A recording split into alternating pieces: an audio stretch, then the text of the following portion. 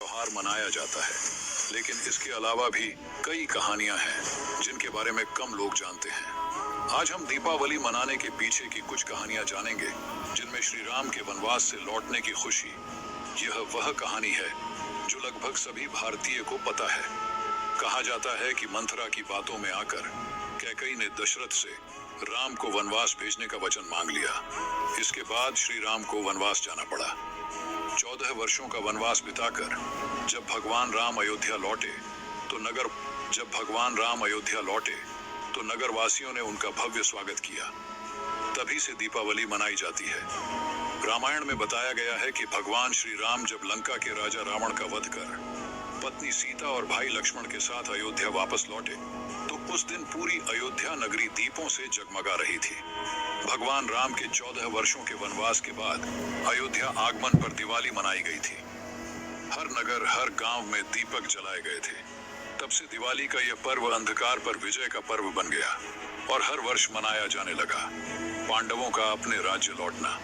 महाभारत काल में कौरवों ने शकुनी मामा की मदद से शतरंज के खेल में पांडवों को हराकर छल पूर्वक उनका सब कुछ ले लिया और उन्हें राज्य छोड़कर 13 वर्ष के लिए वनवास जाना पड़ा। कार्तिक अमावस्या को 5 पांडव युधिष्ठिर, भीम, अर्जुन, नकुल और सहदेव 13 वर्ष का वनवास पूरा कर अपने राज्य लौटे। उनके लौटने की खुशी में राज्य के लोगों ने दीप जलाए। माना जाता है कि तभी से कार्तिक अमावस्या को दीपावली मनाई जाती है। माँ लक्ष्मी का अवतार, धन की देवी और भगवान विष्णु की अर्धांगिनी माँ लक्ष्मी की उत्पत्ति को लेकर पौराणिक कथाओं के अनुसार दानवों ने तीनों लोकों में हाहाकार मचा दिया था।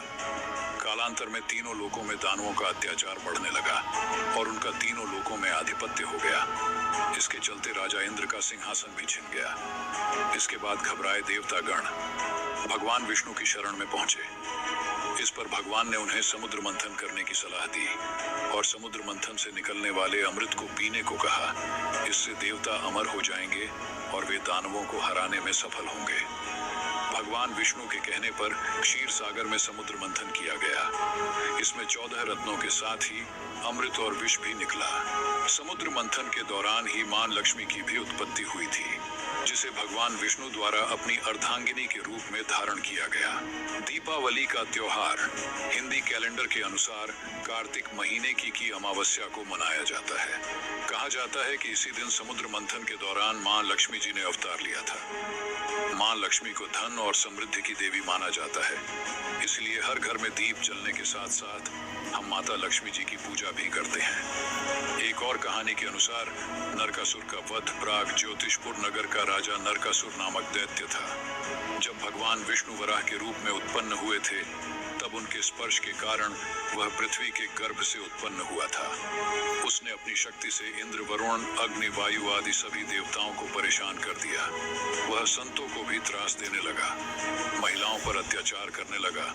उसने संतों आदि की 16,000 स्त्रियों को भी बंदी बना लिया। जब उसका अत्याचार बहुत बढ़ गया तो देवता भगवान श्री कृष्ण की शरण में गए, लेकिन नरकासुर को स्त्री के हाथों मरने का श्राप था। इसलिए भगवान श्री कृष्ण ने अपनी पत्नी सत्यभामा को सारथी बनाया। इंद्र की प्रार्थना स्वीकार करके श्री कृष्ण अपनी प्रिय पत्नी सत्यभामा को साथ लेकर गरुड़ पर सवार हो प्राग ज्योतिषपुर पहुंचे। नरकासुर अपने अनेक सेनापतियों और दैत्यों की सेना को साथ लेकर युद्ध के लिए निकला। घोर युद्ध के बाद अंत में कृष्ण ने सत्यभामा की सहायता से उसका वध कर डाला। इस प्रकार श्री कृष्ण ने कार्तिक मास के कृष्ण पक्ष की चतुर्दशी को नरकासुर का वध कर देवताओं व संतों को आतंक से मुक्ति दिलाई। उसी की खुशी में दूसरे दिन अर्थात कार्तिक मास की अमावस्या को लोगों ने अपने घरों में दिए जलाए। तभी से नरक चतुर्दशी तथा दीपावली का त्योहार मनाया जाने लगा। तो यह